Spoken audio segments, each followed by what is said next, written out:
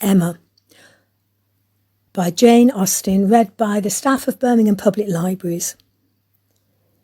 Volume 3, Chapter 11. Harriet, poor Harriet. Those were the words, in them lay the tormenting ideas which Emma could not get rid of, and which constituted the real misery of the business to her. Frank Churchill had behaved ill by herself, very ill in many ways, but it was not so much his behaviour as her own which made her so angry with him. It was the scrape which he had drawn her into on Harriet's account that gave the deepest hue to his offence. Poor Harriet, to be a second time the dupe of her misconceptions and flattery. Mr. Knightley had spoken prophetically when he once said, "Emma, you have been no friend to Harriet Smith." She was afraid she had done her nothing but disservice. It was true that she had not to charge herself in this instance, as in the former, with being the sole and original author of mischief, with having suggested such feelings as might otherwise never have entered Harriet's imagination. For Harriet had acknowledged her admiration and preference of Frank Churchill before she had ever given her a hint on the subject. But she felt completely guilty of having encouraged what she might have repressed. She might have prevented the indulgence and increase of such sentiments. Her influence would have been enough, and now she was very conscious that she ought to have prevented them. She felt that she had been risking her friend's happiness on most insufficient grounds. Common sense would have directed her to tell Harriet that she must not allow herself to think of him, and that there were 500 chances to 1 against his ever caring for her. But with common sense, she added, "I'm afraid I have had little to do." She was extremely angry with herself. If she could not have been angry with Frank Churchill too, it would have been dreadful. As for Jane Fairfax, she might have at least relieved her feelings from any present solicitude on her account. Harriet would be anxiety enough. She need no longer be unhappy about Jane, whose troubles and whose ill health, having, of course, the same origin, must be equally under cure. Her days of insignificance and evil were over. She would soon be well and happy and prosperous. Emma could now imagine why her own attentions had been slighted. The discovery laid many smaller matters open. No doubt it had been from jealousy. In Jane's eyes, she had been a rival. And well might anything she could offer of assistance or regard be repulsed. An airing in the Hartfield carriage would have been the rack, and arrowroot from the Hartfield storeroom must have been poison. She understood it all, and as far as her mind could disengage itself from the injustice and selfishness of angry feelings, she acknowledged that Jane Fairfax would have neither elevation nor happiness beyond her desert. But poor Harriet was such an engrossing charge. There was little sympathy to be spared for anybody else. Emma was sadly fearful that this second disappointment would be more severe than the first. Considering the very superior claims of the object, it ought, and judging by its apparent stronger effect on Harriet's mind, producing reserve and self-command, it would. She must communicate the painful truth, however, as soon as possible. An injunction of secrecy had been among Mr. Weston's parting words. For the present, the whole affair was to be completely a secret. Mr. Churchill had made a point of it, and as a token of respect to the wife he had so very recently lost, and everybody admitted it to be no more than due decorum. Emma had promised, but still Harriet must be accepted. It was her superior duty. In spite of her vexation, she could not help feeling it almost ridiculous that she should have the very same distressing and delicate office to perform by Harriet, which Mrs. Weston had just gone through by herself. The intelligence which had been so anxiously announced to her, she was now to be anxiously announcing to another. Her heart beat quick on hearing Harriet's footsteps and voice. So, she supposed, had poor Mrs. Weston felt when she was approaching Randalls. Could the event of the disclosure bear an equal resemblance? But of that, unfortunately, there could be no chance. "Well, Miss Woodhouse," cried Harriet, coming eagerly into the room, "is not this the oddest news that ever was?" "What news do you mean?" replied Emma, unable to guess by the look or voice whether Harriet could indeed have received any hint. "About Jane Fairfax. Did you hear anything so strange?" "Oh, you need not be afraid of owning it to me, for Mr. Weston has told me himself. I met him just now. He told me it was to be a great secret, and therefore I should not think of mentioning it to anybody but you. But he said you knew it." "What did Mr. Weston tell you?" said Emma, still perplexed. "Oh, he told me all about it. That Jane Fairfax and Mr. Frank Churchill are to be married, and that they've been privately engaged to one another all this long while. How very odd." It was indeed so odd. Harriet's behaviour was so extremely odd that Emma did not know how to understand it. Her character appeared absolutely changed. She seemed to propose showing no agitation or disappointment or peculiar concern in the discovery. Emma looked at her, quite unable to speak. "Had you any idea," cried Harriet, "of his being in love with her?" "You perhaps might.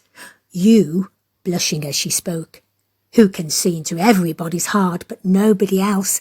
"Upon my word," said Emma, "I began to doubt my having any such talent. Can you seriously ask me, Harriet, whether I imagined him attached to another woman at the very time that I was tacitly, if not openly, encouraging you to give way to your own feelings? I never had the slightest suspicion till within the last hour of Mr. Frank Churchill's having the least regard for Jane Fairfax.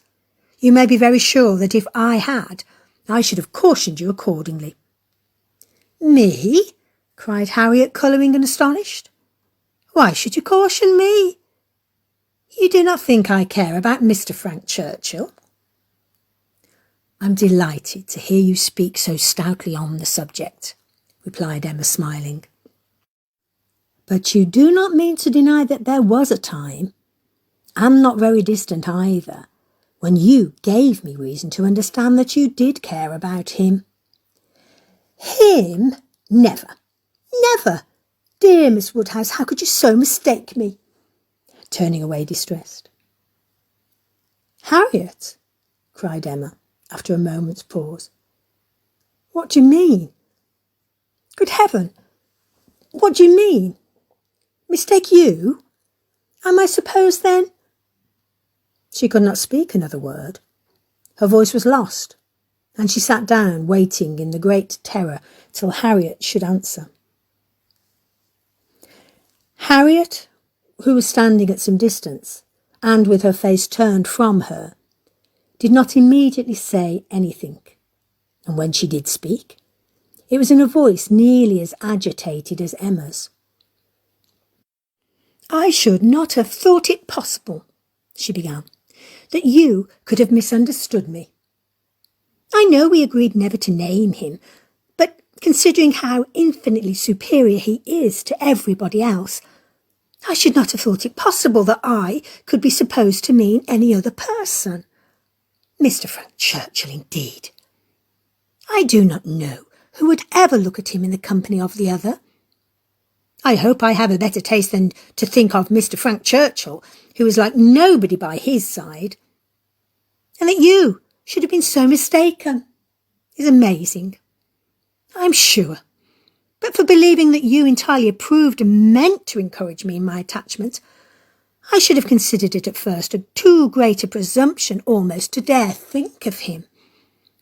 At first, if you had not told me that more wonderful things had happened, that there had been matches of greater disparity, those were your very words, I should not have dared to give way to. I should not have thought it possible. But if you, who have been always acquainted with him—" "Harriet," cried Emma, collecting herself resolutely, "let us understand each other now, without the possibility of farther mistake. Are you speaking of Mr. Knightley?" "To be sure I am. I never could have an idea of anybody else. And so I thought you knew when we were talking about him. It was as clear as possible." "Not quite," returned Emma with forced calmness. "For all that you then said appeared to me to relate to a different person. I could almost assert that you had named Mr. Frank Churchill.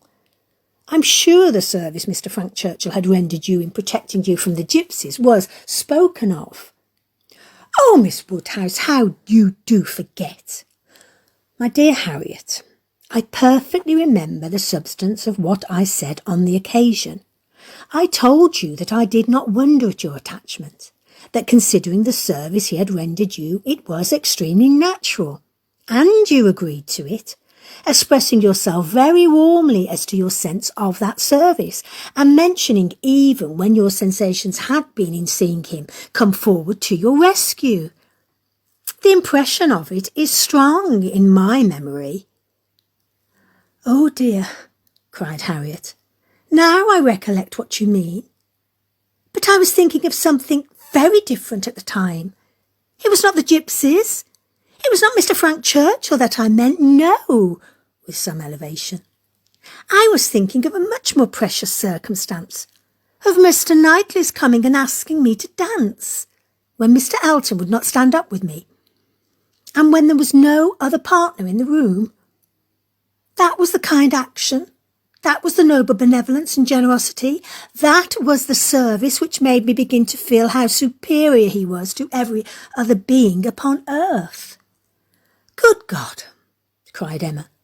"This has been a most unfortunate, most deplorable mistake. What is to be done?" "You would not have encouraged me then, if you had understood me. At least, however, I cannot be worse off than I should have been, if the other had been the person.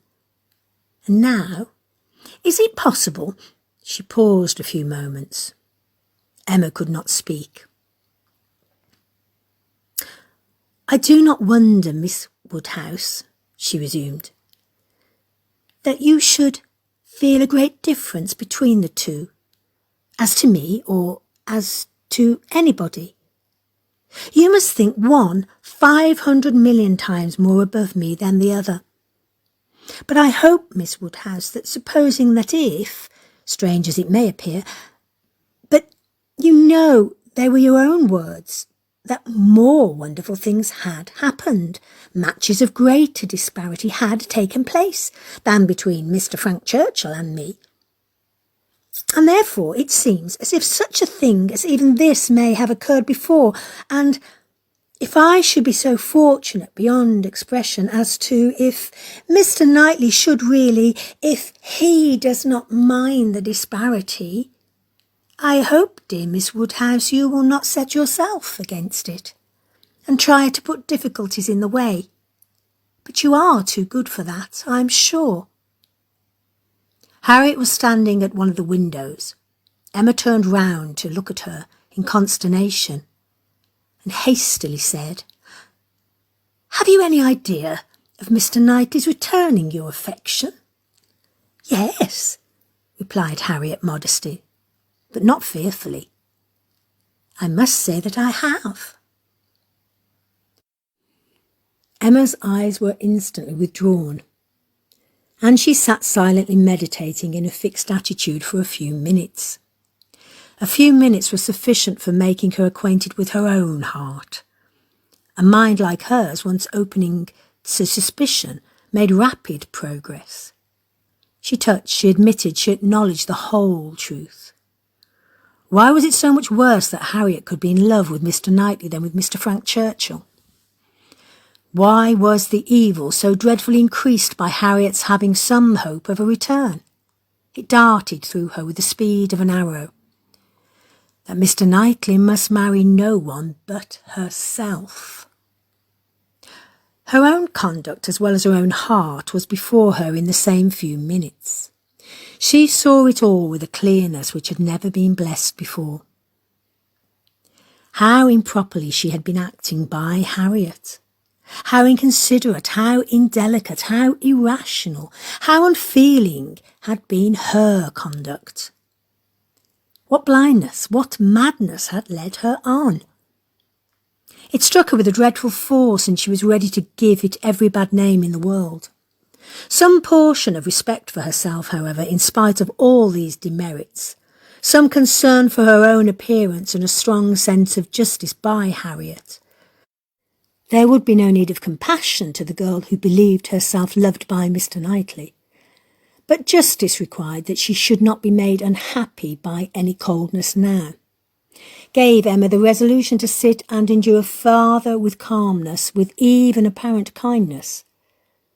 For her own advantage indeed, it was fit that the utmost extent of Harriet's hopes should be inquired into. And Harriet had done nothing to forfeit the regard and interest which had been so voluntarily formed and maintained, or to deserve to be slighted by the person whose counsels had never led her right. Rousing from reflection, therefore, and subduing her emotion, she turned to Harriet again, and, in a more inviting accent, renewed the conversation. For as to the subject which had first introduced it, the wonderful story of Jane Fairfax, that was quite sunk and lost. Neither of them thought but of Mr. Knightley and themselves. Harriet, who had been standing in no unhappy reverie, was yet very glad to be called from it by the now encouraging manner of such a judge and such a friend as Miss Woodhouse, and only wanting invitation to give the history of her hopes with great though trembling delight. Emma's tremblings, as she asked, as she listened, were better concealed than Harriet's, but they were not less. Her voice was not unsteady, but her mind was in all the perturbation that such a development of self, such a burst of threatening evil, such a confusion of sudden and perplexing emotions must create. She listened with much inward suffering, but great outward patience to Harriet's detail. Methodical or well arranged, or very well delivered, it could not be expected to be. But it contained, when separated from all the feebleness and tautology of the narration, a substance to sink her spirit, especially with the corroborating circumstances which her own memory brought in favour of Mr. Knightley's most improved opinion of Harriet. Harriet had been conscious of a difference in his behaviour ever since those two decisive dances. Emma knew that he had, on that occasion, found her much superior to his expectation. From that evening, or at least from the time of Miss Woodhouse's encouraging her to think of him, it had begun to be sensible of his talking to her much more than he had been used to do, and of his having indeed quite a different manner towards her, a manner of kindness and sweetness. Latterly she had been more and more aware of it. When they had been all walking together, he had so often come and walked by her and talked so very delightfully. He seemed to want to be acquainted with her. Emma knew it to have been very much the case. She had often observed the change to almost the same extent. Harriet repeated expressions of approbation and praise from him, and Emma felt them to be in the closest agreement with what she had known of his opinion of Harriet. He praised her for being without art or affection, for having simple, honest, generous feelings. She knew that he saw such recommendations in Harriet. He had dwelt on them with her more than once. Much that lived in Harriet's memory, many little particulars of the notice she had received from him, a look, a speech, a removal from one chair to another, a compliment implied, a preference inferred had been unnoticed because unsuspected by Emma. Circumstances that might swell to half an hour's relation and contained multiplied proofs to her who had seen them had passed undiscerned by her who now heard them. But the two latest occurrences to be mentioned, the two of the strongest promise to Harriet, were not without some degree of witness from Emma herself. The first was his walking with her apart from the others in the lime walk at Donwell, where they had been walking some time before Emma came, and he had taken pains, as she was convinced, to draw her from the rest to himself. And at first he had talked to her in a more particular way than he had ever done before, in a very particular way indeed. Harriet could not recall it without a blush. He seemed to be almost asking her whether her affections were engaged. But as soon as she, Miss Woodhouse, appeared, likely to join them, he changed the subject and began talking about farming. The second was his having sat talking with her nearly half an hour before Emma came back from her visit, the very last morning of his being at Hartfield, though when he first came in he had said that he could not stay 5 minutes, and his having told her during the conversation that he must go to London. It was very much against his inclination that he left home at all, which was more, as Emma felt, than he had acknowledged to her. The superior degree of confidence towards Harriet, which this one article marked, gave her severe pain. On the subject of the first of the two circumstances, she did, after a little reflection, venture the following question. Might he not?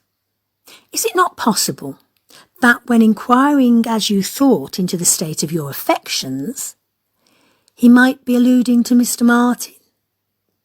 That he might have Mr. Martin's interest in view? But Harriet rejected the suspicion with spirit. Mr. Martin, no indeed.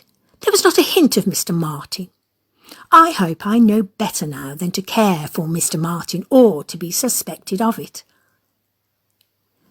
When Harriet had closed her evidence, she appealed to her dear Miss Woodhouse to say whether she had not good ground for hope. I never should have presumed to think of it at first, said she, but for you.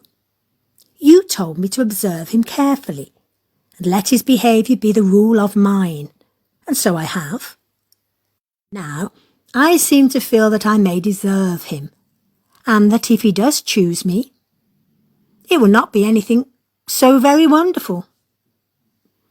The bitter feelings occasioned by this speech, the many bitter feelings, made the utmost exertion necessary on Emma's side to enable her to say, on reply, Harriet, I will only venture to declare that Mr. Knightley is the last man in the world who would intentionally give any woman the idea of his feeling for her more than he really does. Harriet seemed ready to worship her friend for a sentence so satisfactory, and Emma was only saved from raptures and fondness, which at that moment would have been dreadful penance, by the sound of her father's footsteps. He was coming through the hall. Harriet was too much agitated to encounter him. She could not compose herself. Mr. Woodhouse would be alarmed. She had better go. With the most ready encouragement from her friend, therefore, she passed off through another door, and the moment she was gone. This was the spontaneous burst of Emma's feelings. Oh, God, that I had never seen her! The rest of the day, the following night, were hardly enough for her thoughts. She was bewildered amidst the confusion of all that had rushed on within her the last few hours.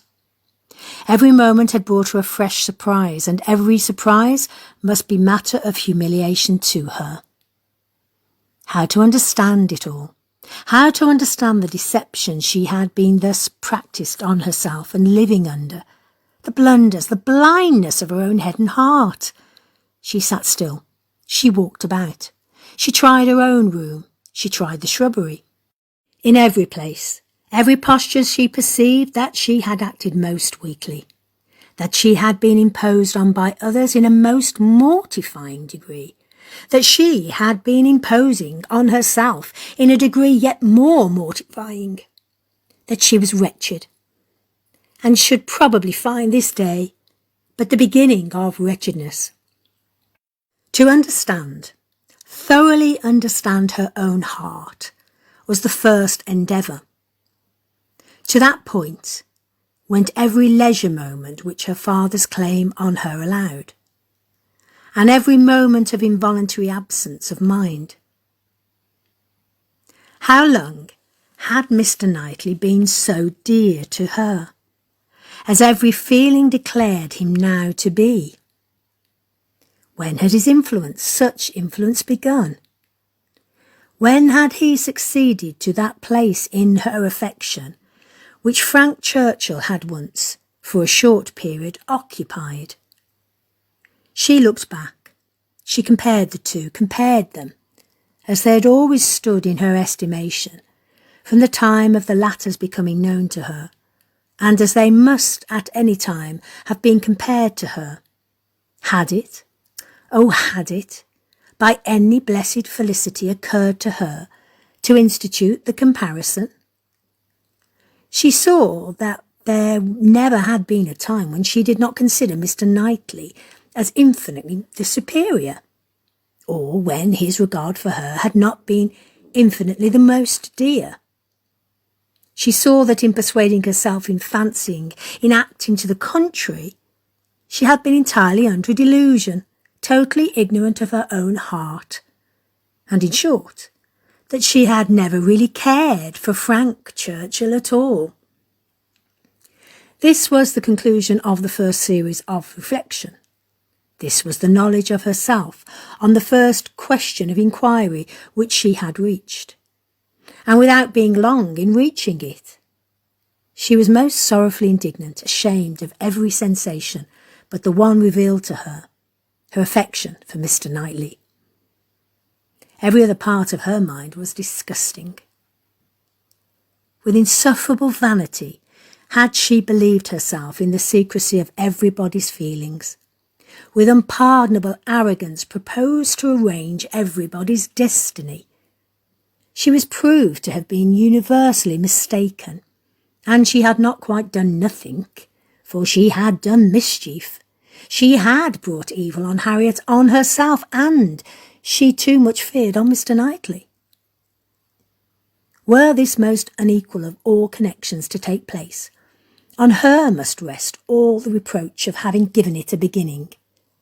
For his attachment she must believe to be produced only by a consciousness of Harriet's. And even were this not the case, he would never have known Harriet at all, but for her folly. Mr. Knightley and Harriet Smith. It was a union to distance every wonder of the kind. The attachment of Frank Churchill and Jane Fairfax became commonplace, threadbare, stale in the comparison, exciting no surprise, presenting no disparity, affording nothing to be said or thought. Mr. Knightley and Harriet Smith! Such an elevation on her side, such a debasement on his. It was horrible to Emma to think how it must sink him in the general opinion, to foresee the smiles, the sneers, the merriment it would prompt at his expense, the mortification and disdain of his brother, the thousand inconveniences to himself.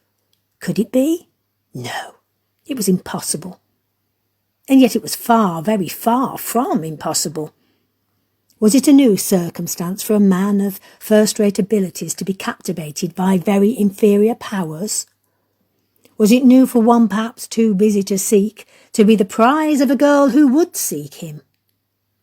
Was it new for anything in this world to be unequal, inconsistent, incongruous, or for any chance and circumstance, as second causes, to direct the human fate? Oh! Had she never brought Harriet forward, had she left her where she ought, and where she had told her she ought. Had she not, with a folly which no tongue could express, prevented her marrying the exceptional young man who would have made her happy and respectable in the line of life to which she ought to belong? All would have been safe. None of this dreadful sequel would have been. How Harriet could have ever had the presumption to raise her thoughts to Mr. Knightley? How could she dare to fancy herself the chosen of such a man till actually assured of it? But Harriet was less humble, had fewer scruples than formerly. Her inferiority, whether of mind or situation, seemed little felt. She had seemed more sensible of Mr. Alton's being to stoop in marrying her than she now seemed of Mr. Knightley's. Alas! Was this not her own doing, too? Who had been at pains to give Harriet notions of self-consequence but herself? Who but herself had taught her that she was to elevate herself if possible, and that her claims were great to a high worldly establishment? If Harriet, from being humble, were grown vain, it was her doing too. Emma, written by Jane Austen, read by Star from Birmingham Libraries. Volume 3, Chapter 12. Till now that she was threatened with its loss, Emma had never known how much of her happiness depended on being first with Mr. Knightley, first in interest and affection. Satisfied that it was so, and feeling it her due, she had enjoyed it without reflection, and only in the dread of being supplanted, found how inexpressibly important it had been. Long, very long, she felt that she had been first. For having no female connections of his own, there had been only Isabella whose claims could be compared with hers, and she had always known exactly how far he loved and esteemed Isabella. She had herself been first with him for many years past. She had not deserved it. She had often been negligent or perverse, slighting his advice, or even wilfully opposing him, insensible of half of his merits, and quarrelling with him because he would not acknowledge her false and insolent estimate of her own. But still, from family attachment and habit, and thorough excellence of mind, he had loved her, and watched her from a girl with an endeavour to improve her, and an anxiety for her doing right, which no other creature had at all shared. In spite of all her faults, she knew she was dear to him. Might she not say very dear? When the suggestions of hope, however, which must follow here, presented themselves, she could not presume to indulge them. Harriet Smith might think herself not unworthy of being peculiarly, exclusively, passionately loved by Mr. Knightley. She could not. She could not flatter herself with any idea of blindness in his attachment to her. She had received a very recent proof of its impartiality. How shocked had he been by her behaviour to Miss Bates! How directly, how strongly had he expressed himself to her on the subject! Not too strongly for the offence, but far, far too strongly to issue from any feeling softer than upright justice and clear-sighted goodwill. She had no hope, nothing to deserve the name of hope, that she could have that sort of affection for herself, which was now in question. But there was a hope, at times a slight one, at times much stronger, that Harriet might have deceived herself, and might be overrating his regard for her. Wish it she must, for his sake, be the consequence nothing to herself, but his remaining single all his life. Could she be secure of that, indeed, of his never marrying at all? She believed she could be perfectly satisfied. Let him but continue the same Mr. Knightley to her and her father, the same Mr. Knightley to all the world. Let Donwell and Hartfield lose none of their precious intercourse of friendship and confidence, and her peace would be fully secured. Marriage, in fact, would not do for her. It would be incompatible with what she owed to her father, and with what she felt for him. Nothing could separate her from her father. She would not marry, even if she were asked by Mr. Knightley. It must be her ardent wish that Harriet might be disappointed, and she hoped that when able to see them together again, she might at least be able to ascertain what the chances for it were.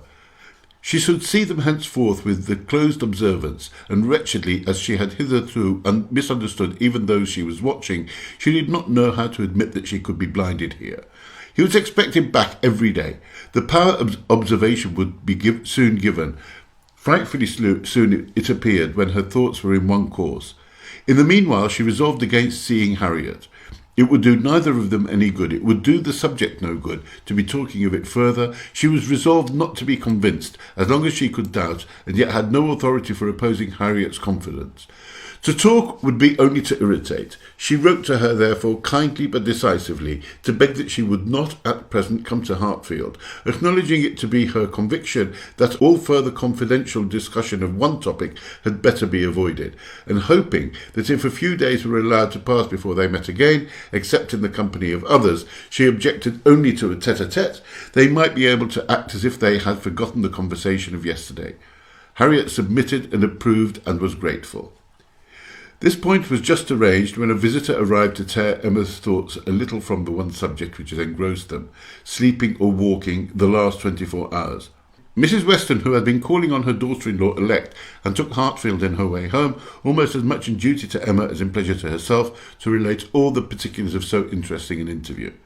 Mr. Weston had accompanied her to Mrs. Bates's and gone through his share of this essential attention most handsomely, but she, having then induced Miss Fairfax to join her in an airing, was now returned with much more to say, and much more to say with satisfaction, than a quarter of an hour spent in Mrs. Bates's parlour with all the encumbrance of awkward feelings could have afforded.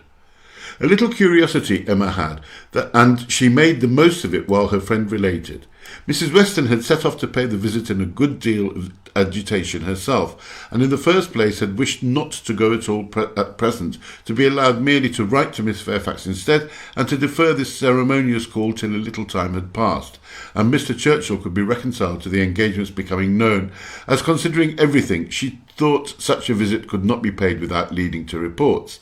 But Mr. Weston had thought differently. He was extremely anxious to show his approbation to Miss Fairfax and her family, and did not conceive that any suspicion could be excited by it, or if it were, that it would be of any consequence.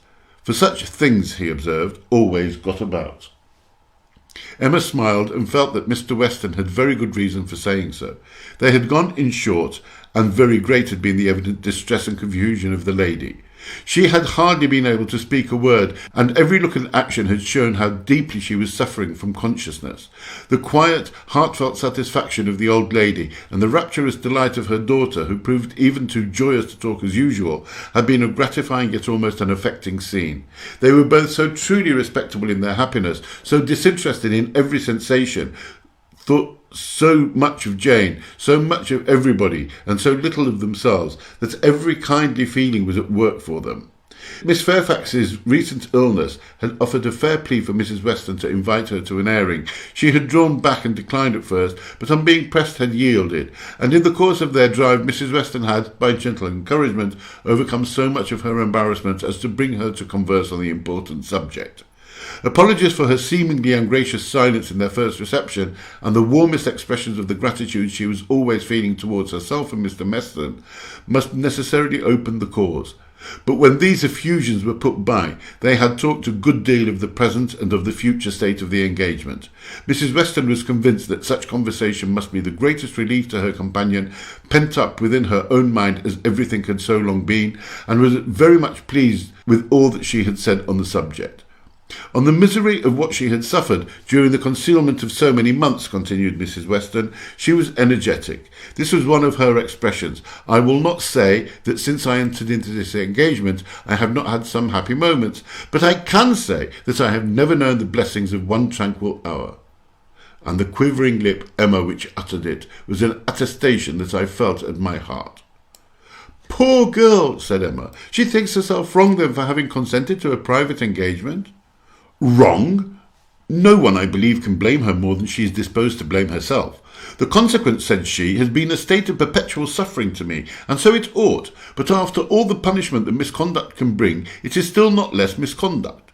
Pain is no expiation. I never can be blameless. I have been acting contrary to all my senses of right, and the fortunate turn that everything has taken, and the kindness I am now receiving, is what my conscience tells me ought not to be. Do not imagine, madam, she continued, that I was taught wrong. Do not let any reflection fall on the principles or the care of the friends who brought me up.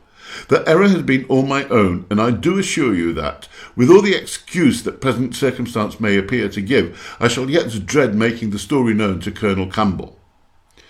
Poor girl, said Emma again. She loves him then excessively, I suppose. It must have been from attachment only that she could be led to form the engagement. Her affection must have overpowered her judgment. Yes, I have no doubt of her being extremely attached to him. I am afraid, returned Emma, sighing, that I must often have contributed to make her unhappy. On your side, my love, it was very innocently done, but she probably had something of all that in her thoughts when alluding to the misunderstandings which he had given us hints of before. One natural consequence of the evil she had involved herself in, she said, was that of making her unreasonable. The consciousness of having done amiss had exposed her to 1,000 inquietudes, and made her captious and irritable to a degree that had been, hard for him to bear. I did not make the allowances, said she, which I ought to have done, for his temper and spirits, his delightful spirits, and that gaiety, that playfulness of disposition, which under any other circumstances would, I am sure, have been as constantly bewitching to me as they were at first. She then began to speak of you, and of the great kindness you have shown her during her illness, and with a blush which showed me how it was all connected, desired me whether I had any opportunity to thank you. I could not thank you too much, for every wish and every endeavour to do her good. She was sensible that you had never received any proper acknowledgment from herself. If I did not know her to be happy now, said Emma seriously, which in spite of every little drawback from her scrupulous conscience she must be, I could not bear these thanks. For, oh, Mrs. Weston, if there were an account drawn up of the evil and the good I have done, Miss Fairfax.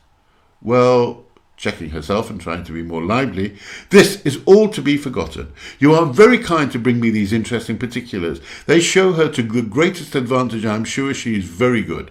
I hope she will be very happy. It is fit that the fortune should be on his side, for I think the merit will be all on hers. Such a conclusion could not pass unanswered by Mrs. Weston. She thought well of Frank in almost every respect, and what was more, she loved him very much, and her defence was, therefore, earnest. She talked with a great deal of reason and at least equal affection, but she had too much to urge for Emma's attention. It was soon gone to Brunswick Square or to Donwell. She forgot to attempt to listen, and when Mrs. Weston ended with, "We have not yet had the letter we were so anxious for, you know, but I hope it will soon come," she was obliged to pause before she answered, and at last obliged to answer at random before she could at all recollect what letter it was which they were so anxious for. "Are you well, my Emma?" was Mrs. Weston's parting question. "Oh, perfectly. I am always well, you know. Be sure to give me intelligence of the letter as soon as possible." Mrs. Weston's communications furnished Emma with more food for unpleasant reflection by increasing her esteem and compassion and her sense of passing justice towards Miss Fairfax. She bitterly regretted not having sought a closer acquaintance with her, and blushed for all the envious feelings which had certainly been, in some measure, the cause. Had she followed Mr. Knightley's own known wishes in paying that attention to Miss Fairfax, which was every way her due, had she tried to know her better, had she done her part towards intimacy, had she endeavoured to find a friend there instead of in Harriet Smith, she must, in all probability, have been spared from every pain which pressed on her now. Birth, abilities, and education had been equally marking one as an associate for her, to be received with gratitude, and the other, what was she? Supposing even that they had never become intimate friends, that she had never been admitted into Miss Fairfax's confidence on this important manner, which was most probable, still, in knowing her as she ought and as she might, she must have been preserved from the abominable suspicions of an improper attachment to Mr. Dixon, which she had not only so foolishly fashioned and harboured herself, but had so unpardonably imparted, an idea which she greatly feared had been made a subject of material distress to the delicacy of Jane's feelings, by the levity or carelessness of Frank Churchill's. Of all the sources of evil surrounding the former, since her coming to Highbury, she was persuaded that she must herself have been the worst. She must have been a perpetual enemy. There never could have been all these three together without her having stabbed Jane Fairfax's peace in 1,000 instances, and on Box Hill perhaps it had been the agony of a mind that would bear no more.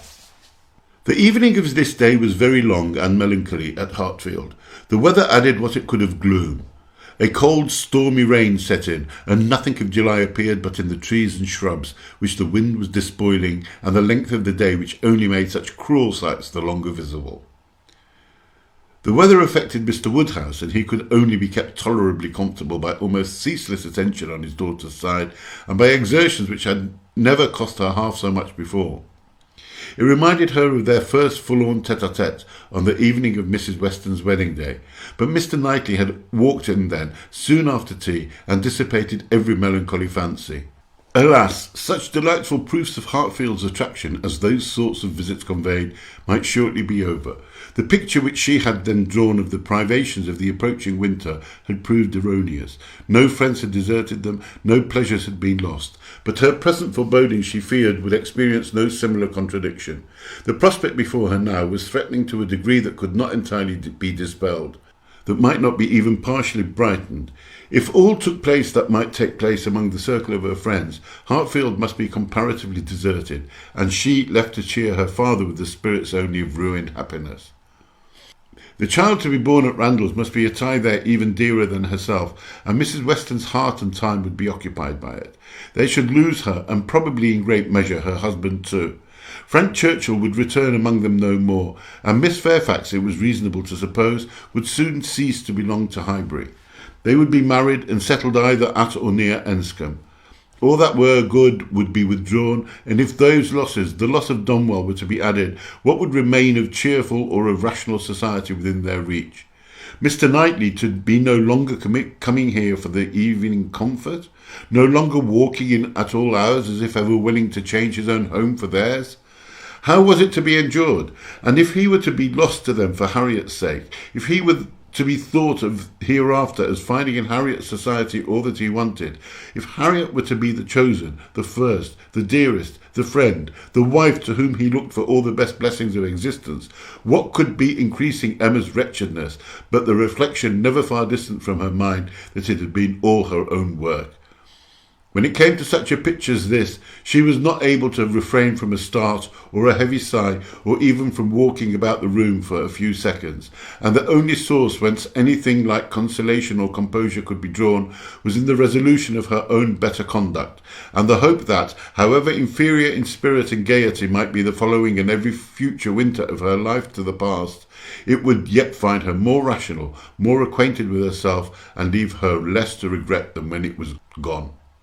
When it came to such a pitch as this, she was not able to refrain from a start or a heavy sigh, or even from walking about the room for a few seconds, and the only source whence anything like consolation or composure could be drawn was in the resolution of her own better conduct, and the hope that, however inferior in spirit and gaiety might be the following and every future winter of her life to the past, it would yet find her more rational, more acquainted with herself, and leave her less to regret when it were gone.